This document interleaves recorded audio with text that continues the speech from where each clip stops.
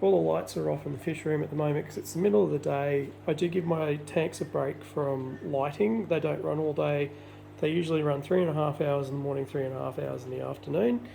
The garage, this is a garage, even though it's my fish room, is really dirty, and I'm going to start building another rack for here soon.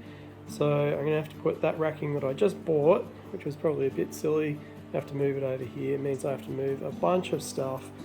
Let's get started and move that out of the way so we can start building and planning a new rack for here. Or planning and building, probably in that order. I always lay my racks out in the corel drawer. It helps me to visualise everything and where the tanks are going to sit, and I can do both elevations from the front and the side and get a better idea of how everything's going to work. It also helps me work out how I'm going to reinforce it, and that's always a good thing. When I'm getting ready to cut these, I usually lay them out. I'll check them for straightness, so these are my two straightest ones. Time to start laying these out and marking them, and then we can start cutting. The one thing I usually try and keep in mind, even though this was the straightest board, there's a big knot here. I usually try and keep the knots away from where there's going to be any kind of nailing going on, because you don't want to be nailing into something like that or like that. And before I get started, the one thing that I really hate is the factory ends. So they're fairly rough sawn. I like to have a much nicer finish, and I like to cut the end just a tiny little bit, usually about an inch or so off, even though it wastes a little bit. Gives you a much better starting point whenever you're starting your timber cuts.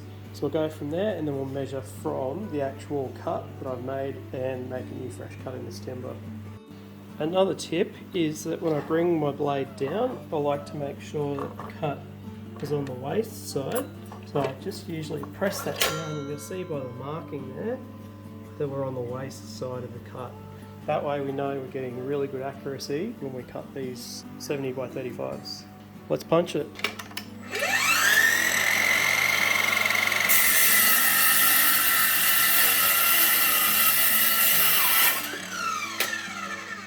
My other battery's on charge at the moment. This is like a 2 amp hour, and I've got a 5 amp hour on charge. So this one is a little bit slower. I just take my time though, and it does a really, really good job.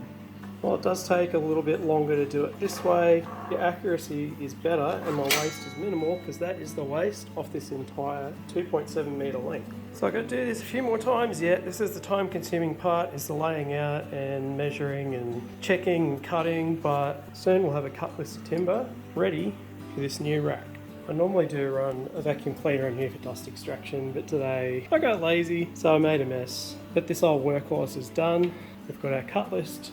Pile of pieces we need to make the stand for here. That's everything we need now, and this is the waste. So it's time to start putting that together. Lining up the 70 by 35 pieces of timber has always annoyed me, so I'm about to print these jigs. Make of it what you will, but I reckon it's going to save me time. Oh, so much goodness contained on this card. These should help me save some time in laying out the timber and knowing exactly where to put the nails. So fingers crossed they print okay. We'll come back a little bit later and see how things are going. So the most time consuming part of this at the moment for me is marking out physically where the nails are going to go. So I've made this guide here that I can hold. I can either have a 3 or a 2 nail butt joint. I just put that on there, drill the holes. That's just enough to start the nails in there to nail these butt ends together like this. And the reason you use nails on a rack is because they don't shear. If you put these together with screws, screws will shear. They have a shear point. Nails bend, so they'll at least give you some notice. So that's why I always nail my racks. You can do both if you like, but I wouldn't recommend just using screws. That's the first one down, and this worked fine. This is all nailed together now. Just pre-drilling all of those, it literally only took me like 2 minutes to mark this out, whereas before it was taking me like 10 minutes, so I'm saving a lot of time doing it this way. Those 3D printed things are such a time saver. These used to take me about 20-25 minutes each to knock out these frames, now about 5 minutes each. So I'm now about 15 minutes into the build, and it's starting to come to life. In fact, at this point, it comes together really quickly. That's the base. Just got to get the measurements right for where these shelves need to be height-wise, and then we can put the back on it. We're laughing.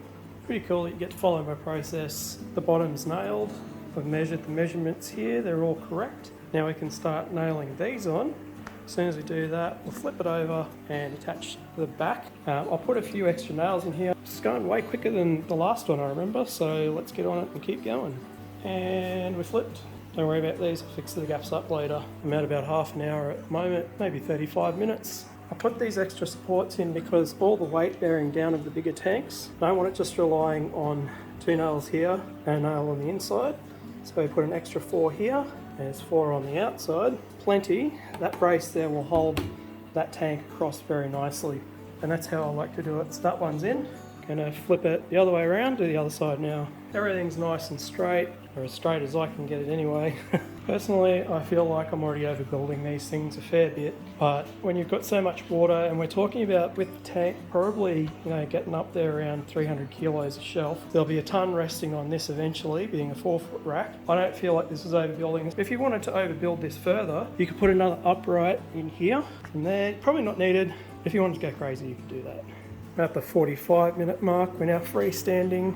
I just want to put these cross braces on the bottom. That'll just tie everything together nicely. And I will be using this plywood here, that's 12mm. It's 600, so we're going to have to trim that down a little bit. We're going to waste a little bit, but it'll look really good once I've got that on all the shelves. So let's get this base on and we can go from there. And boom. With one small detail, which is moving this power board. For all intents and purposes, we have a 4-foot rack. I can't believe it. I've been thinking about this for so long, and actually see it standing is just something else. Obviously, I still have some centering up and some cutting and painting to do of this. We can put it in place and we can start thinking about some plumbing. Hope you've enjoyed the videos so far. This will be all for this week's instalment. Next week we'll start painting and maybe doing some plumbing. Catch you then. Release video every Wednesday. Don't forget to subscribe, and thank you very much for all the like. From here, I'll see you on the next video.